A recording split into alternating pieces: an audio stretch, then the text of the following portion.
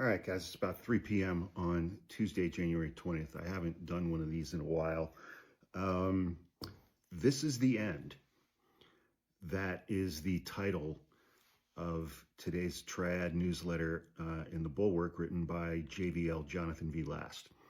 Anybody who follows me, excuse me, knows that I subscribe to and swear by the Bulwark, the Atlantic, Talking Points Memo, a few other sites.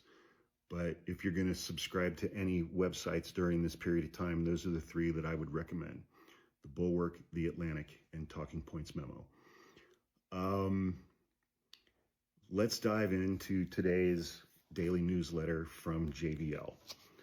He puts one of these out every day. It has 3 parts to it. That's why it's called the Triad. The title of this one is "This is the End. Putinism abroad always morphs into Putinism at home. And we chose this path, we the electorate. Why? Because something, the price of eggs." 1 year ago today, Donald Trump was sworn in as president, and the American-led global order that had structured world affairs since 1945 ended.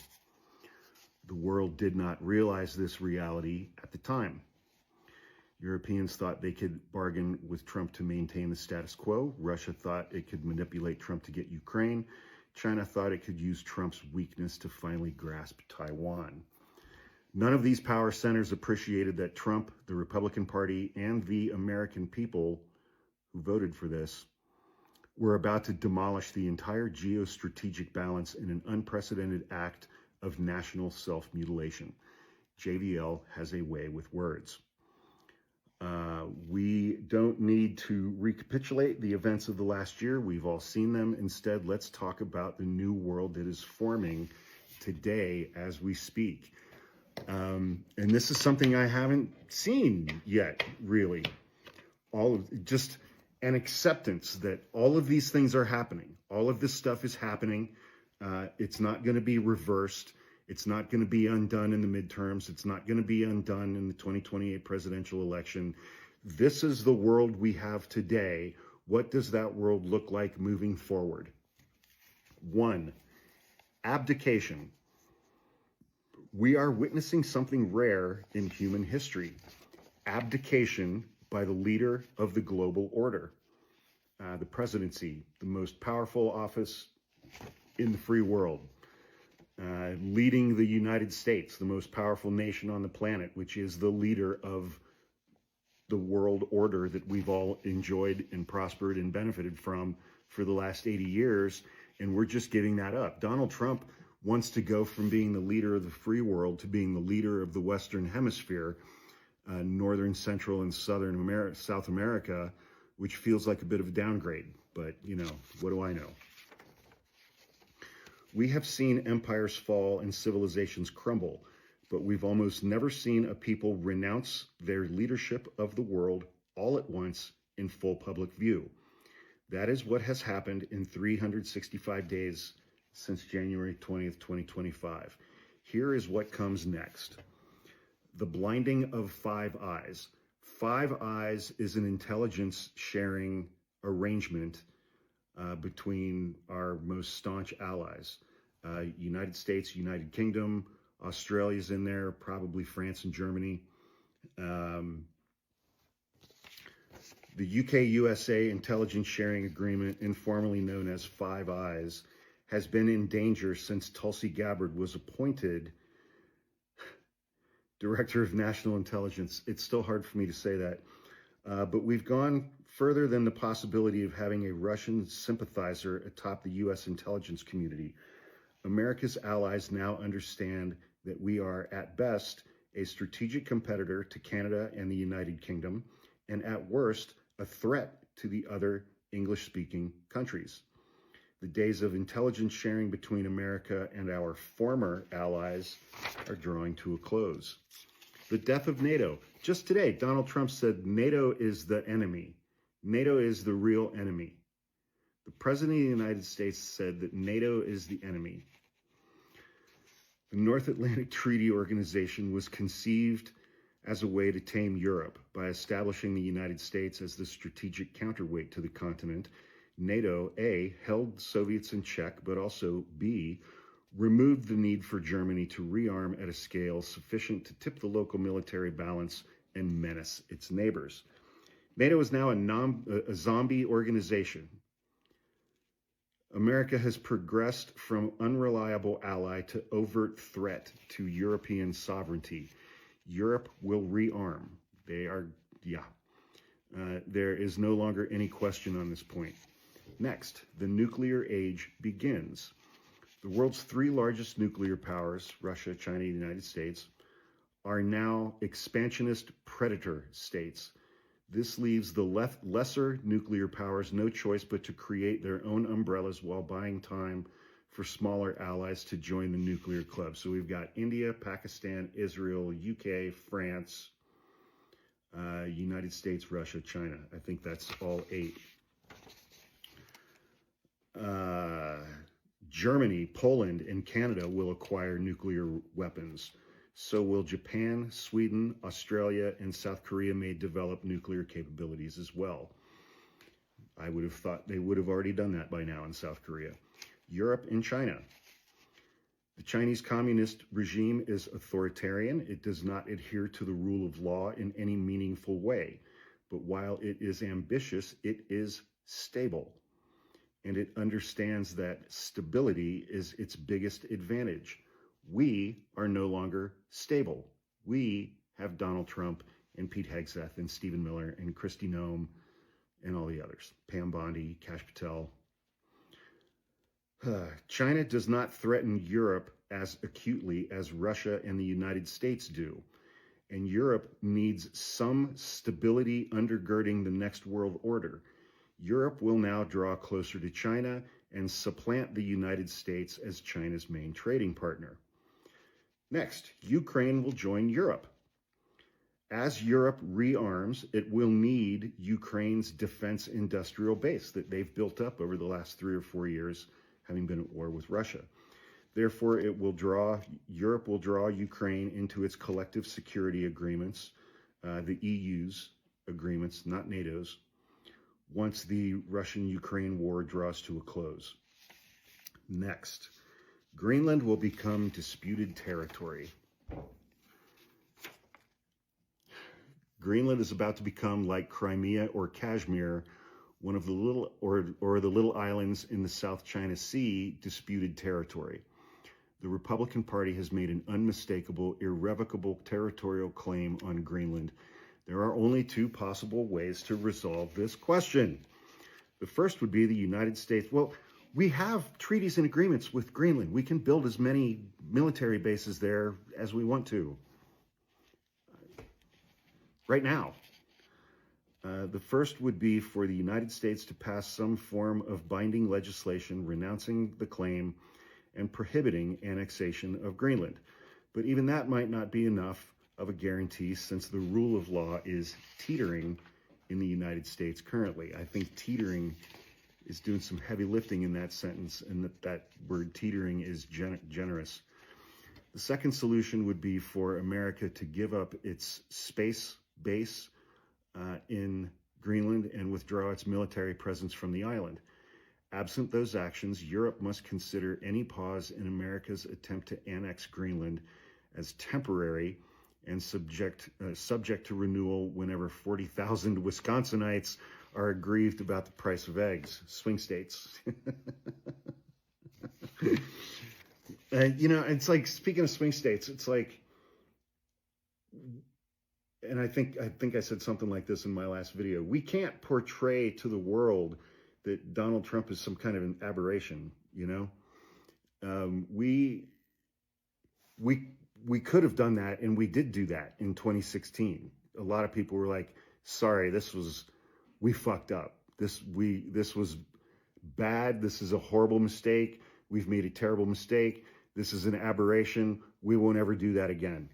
And then after January 6th, after he tried to overturn the last election, after he got indicted 91 times in 4 separate jurisdictions, after he was adjudicated by a federal judge to be a rapist, after he went on trial and was convicted of 34 felony counts for trying to improperly influence the 2016 election, after he was found liable with his two fail sons for a decade's worth of fraud and had $600 million in fines, interest, penalties, and judgments after his company, the Trump Organization, was convicted on 17 fraud-related felony counts at the end of 2022. After all of those things and knowing all of those things, we reelected him. We elected him again. So we don't get to say that this was a mistake. And I think the next section, JVL says, this is who we are. I mean, that's what this is about. This is not about Trump or Trumpism anymore. This is about the American people and the fact that we as a nation voluntarily did this twice. And again, as I said in my last video, please do not come into my comments and say that Elon Musk stole the 2024 election for Donald Trump. You have the exact same amount of evidence for that claim as the Stop the Steal crowd had in 2020 when they said that Joe Biden stole the 2020 election for Donald Trump. And I view those two groups of people in exactly the same manner. People who shit in their own hands and smear it on walls. But I digress. Section 2, this is who we are. Another prediction. We are about to see the free world stop referring to the great unraveling as a Trump problem. Okay, I didn't read this before I started recording this. I just printed it and started reading it. They will soon understand that this is an American problem. Many people comfort themselves by saying some version of Donald Trump is an aberration, and this isn't who we are. Both of these sentiments are incorrect. I've been saying that quite a bit for the last few days. So, but you know, it's always quite gratifying for me when JVL and I are thinking the same things. It makes me feel smart, and you know, or at least smarter than I actually am. If Trump was an aberration and his actions did not have sufficient public support, then he would be removed from office. There are two mechanisms for doing so, impeachment and the 25th Amendment. I've talked about both of those at length. Trump will not be removed from office, which allows one of two conclusions. Either Trump's policies are supported by a sufficient percentage of Americans to be viable, or America's constitutional order is so ossified that it no longer functions to safeguard the will of the people. Hey, yeah. I mean, but seriously, it's like, who would have guessed that, you know, founding a new nation as a constitutional republic 250 years ago to be democratically governed by white men who owned property, and like half of them owned slaves, but the slaves don't get to vote, the women don't get to vote, and we're going to slaughter, you know, I don't know, 50, 60 million Native Americans. Who would have thought the form of government that those guys came up with before we had electricity or ballpoint pens wouldn't function perfectly well today in 2026? Yeah. Neither of these is an alibi. Either one supports the conclusion that the problem is not Trump, it is America and Americans. This is who we are, like it or not. And if you didn't vote for Donald Trump in 2024, I really don't need you to point that out in the comments. Thanks. Not all of us. Some of us are trying to push back. If you want to be part of that effort here at the Bulwark, this is the time, because shit is getting realer and realer. Please subscribe to the Bulwark and the Atlantic and Talking Points Memo. All of this leaves three questions that will dictate our lived reality in the coming years. When will the first US Treasury auction fail? Meaning, so we finance our debt with bonds. We auction those bonds off to the world. The world buys our bonds and finances our debt. We're currently, I think, $38 trillion in debt. So this question, when will the first US Treasury auction fail? When are we going to put bonds up for auction and nobody buys them? Meaning nobody is willing to finance our debt any longer. Because I think it's probably fair to say that a lot of countries in the past have bought a lot of our debt as a way to kind of get into our good graces in a legal and ethical manner. Not like, you know, buying $500 million of Trump's stablecoin if you're Qatar or something like that. What would this look like? And then there's, if you go to the actual article itself, there's a link. Here's a helpful explainer from Brookings. I did not look at that yet. I will do that later on. Why would a treasury auction fail? Lots of reasons, but the most obvious is that foreign governments could decide that it is not in their interest to subsidize the debt of a strategic rival. It is possible that a coordinated action by the EU, Japan, and or China could derail an auction and destabilize the American bond market. Interesting. Which brings us to the next question. How long will the dollar remain the world's reserve currency? Okay, fuck. Well, I mean, I think you could also phrase that as how long until Donald Trump's stablecoin becomes the world's reserve currency? The advantages America reaps from the rest of the world using the dollar as the global reserve currency have been discussed frequently, and in the article there's a link. The de-dollarization trend, there's also a link for that, was already moving before America renounced its commitments, BRICS and all that shit. If American debt is no longer attractive to if American debt is no longer attractive and the American central bank is no longer independent, Donald Trump is trying to get rid of Jerome Powell and recently announced that the DOJ is investigating him, the head of the Fed, then markets will look elsewhere. Yeah, that's how markets work. Hey, what are you going to do with that? That's how markets work. Markets will look elsewhere for global reserve currency and will settle on either the euro or, if China makes some changes, the yuan. They monkey around with their currency a lot, though. Question 3. Will Putinism take over American domestic politics, too? Donald Trump and Republicans talk about Greenland the way Vladimir Putin has long talked about Ukraine. Good point. Both insist that the target is not a real nation, that it has autonomy only as a historical accident, that its possession is required for purposes of the hegemon's national security, that NATO is treating the US or Russia unfairly by interfering in US or Russia's legitimate claims. America has adopted Putinism as its modus operandi for foreign affairs. Jesus Christ, this wasn't exactly the uplifting article I was looking forward to. But stick with me for section 3, coming up here in a minute. So tell me, why would America not also adopt Putinism in its domestic affairs? Why would the American regime tolerate free and fair elections or the transfer of power to an opposition party? Are there examples of expansionist, rogue regimes which ignored international law and attempted to subjugate free people abroad, but respected liberal democratic outcomes that terminated their possession of power at home? No. Section 3, who we are. This is from columnist Robert Kagan, who says hello to the bad guys, quoting, Americans are entering the most dangerous world they have known since World War II. Great timing on my retirement. One that will make the Cold War look like child's play and the post-Cold War look like paradise. In fact, this new world will look a lot like the world prior to 1945, with multiple great powers and metastasizing competition and conflict. The U.S. will have no reliable friends or allies. Well, we have El Salvador.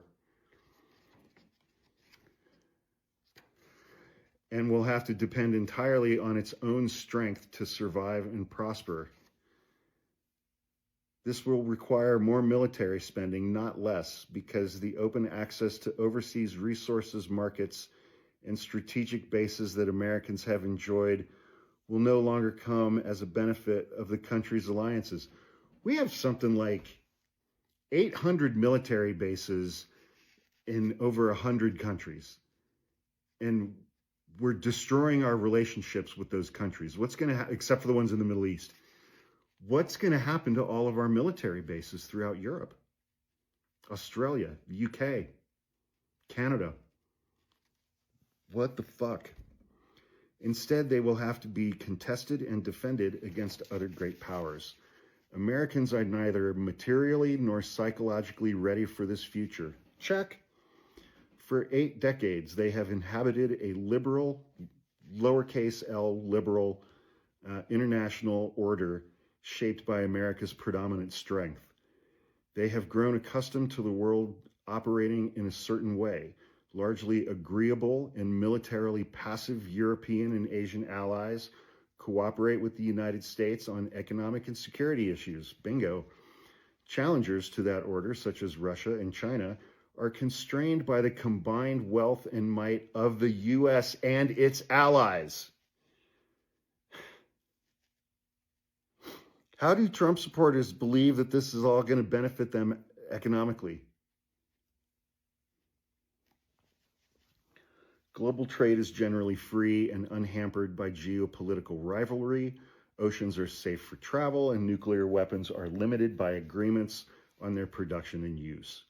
Americans are so accustomed, spoiled, privileged to this basically peaceful, prosperous, and open world that they tend to think it is the normal state of international affairs. It has been for my entire 57-year life. That has been normal for the entire 57-year period of my entire life. Likely to continue indefinitely. They can't imagine it unraveling, much less what that unraveling will mean for them. And there are several more paragraphs that I would encourage everyone to go read after you subscribe to the Bulwark, so that you can get uplifting daily newsletters such as this one. I read JBL almost every single day. Sarah Longwell still does not, from what I've heard on the Next Level podcast on Wednesdays. But look, man, we've got the gas pedal all the way down to the floor, heading towards a new reality in which we are not going to have any allies, military alliances, economic alliances, trade agreements. No other country is going to trust us. We are going to be viewed universally as unreliable and undependable, and as assholes. Donald Trump is embarrassing us on a scale and in a manner that I never could have possibly imagined. And we just look like a bunch of fucking clowns right now because we did this to ourselves voluntarily. For a second time. We're just as bad as the farmers who voted for Trump 3 times, expecting a different result.